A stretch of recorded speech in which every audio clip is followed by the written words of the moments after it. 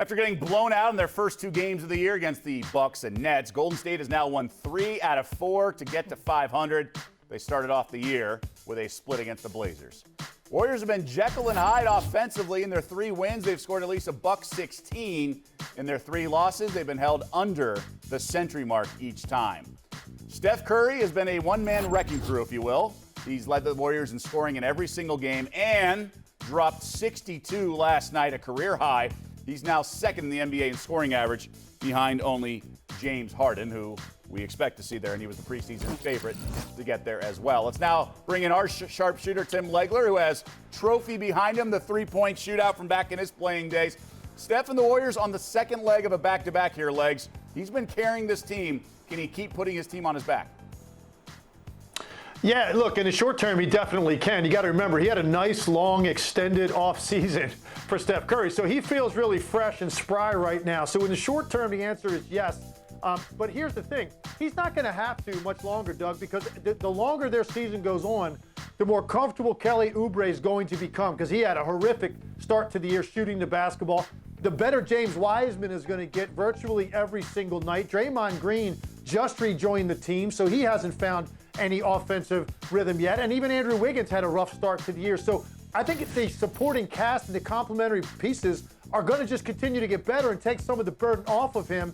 But until that happens, there's no doubt in my mind that Steph Curry can continue to light it up. I said before the year that people are underestimating this guy's greatness. If you think the Golden State Warriors are not a team that can compete for somewhere in the middle of the pack in the Western Conference playoff race, I just think you're selling this guy short, and I think he showed you why I said that last night.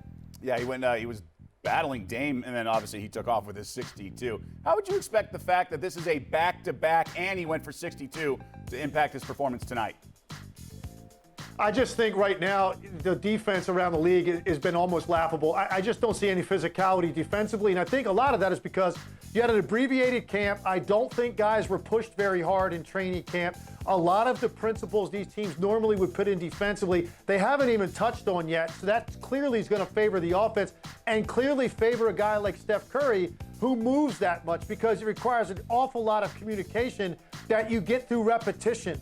That's why Steph Curry, I think, more than capable of continuing to put together these big nights, because the defense for me right now is far behind what you're seeing offensively out of these teams on a night-to-night basis. That's a great point about Steph and his style. It's not exactly ISO dribble, dribble, dribble. He moves around so much. Steve Kerr pushes hard on the spacing of the offensive sets, so that makes things that much more difficult for a defense that's, lack of communication, out of shape. All right, Legs, thanks so much. Appreciate the insight. So who are the Warriors playing tonight? They're at home, hosting the Sacramento Kings, who've had a nice start to the season, all things considered, and have done well in this rivalry. They've covered 7 straight meetings, won both meetings last year in blowout fashion at the Chase Center. Okay, let's talk more hoops as we bring back Preston Johnson.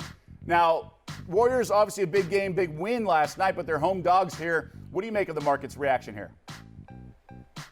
I think the market is still a little bit behind in regards to the sell-off on the Kings and then kind of buying low on the Warriors. And I'll explain what I mean. So last time the Kings went out, they were a favorite on the road in Houston because James Harden was out. Look, the Rockets, and we're still going to get to that maybe even potentially later on the show. I think they're still being undervalued. Tyrese Halliburton, the guy who we talked up as a rookie, has been the kind of like the calming source to this Kings offense and their 3-1 start. He hasn't been playing, and he's supposed to miss this game as well. So they're kind of a sell-off team, and then you have a Golden State team who's, think about it this way, Steph Curry and Draymond Green were getting 5 points at home to the Blazers. The game after, they took 35 threes, 33 of which were deemed wide open looks, and they only made 7. Like, there's just going to be some positive regression towards this Golden State side. He talked about it. Kelly Oubre Jr. is going to start making shots. Andrew Wiggins will start making shots. And then Steph goes off and scores 62. So I still think that there's slight edge. I think it's +2 is the current number. Most spots on the Golden State side. I think the narrative will be, like back-to-back off of the 62-point game. You got to go with Sacramento. They're this hip young team. I'm not so sure without Halliburton that the Kings are nearly as good. And there's that drama with Bagley and his dad and requesting a trade on Twitter. Dig into that if you want to. I'm not backing the Kings right now. Yeah, I'm right there with you. It was 2 a couple hours ago. It's now down to 1 here at Caesars William Hill. I'm on the Warriors. I've been fading them a lot here. I watched that Kings game. I lost money on that Kings game against the Rockets. They were terrible. Yeah. Their offense was so elementary. I'm texting you, blowing up your phone, and how furious I was because I hadn't watched the Kings a ton. We had texted even a couple days before that about Sacto.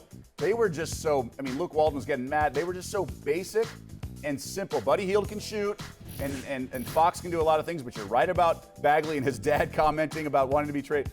They're disjointed, and I like the Warriors here. I'm intrigued about the first 12 minutes in this game. Despite the injury, Sacramento third in the NBA in first quarter scoring, and you got a Warriors team that's been outscored in the first quarter worse than any other team in the business. Now, tides are changing for both teams, but I am interested to see, coming off that game last night, how they break from the game. That's the reason this wasn't my best bet. Really? It's close, but I was like, I'd rather live bet this thing because I think I'm going to get a better number. Maybe the Kings, given what happened in the last game, losing at Houston without Harden, I think you'll get a better number than +1, +2. I think plus 4. Good thinking. 4 can be out. Thanks for watching ESPN on YouTube. For live streaming sports and premium content, subscribe to ESPN+.